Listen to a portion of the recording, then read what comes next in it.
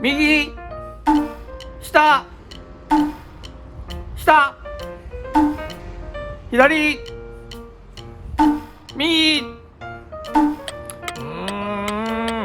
見えんというとですねはいということで竹10番の竹と4代目です。今日はですね視力検査をやっているわけではありません。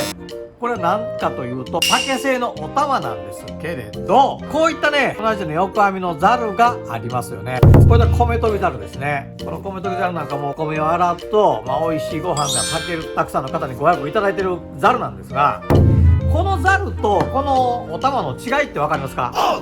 実はですね、このお玉はですね、ただ単にザルにこの棒をつけちゅうというだけじゃない。ここをよくご覧いただきたいんですが、ここ。なんとこのお玉はですね、一本の竹を割って、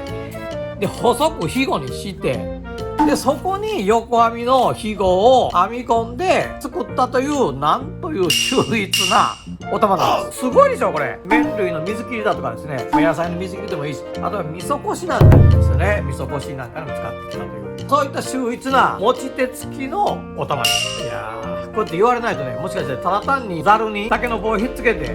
いるだけだと思ったら大間違いなんで、念のために今日は説明させていただきましたよ。ノーバンブー。ノーラー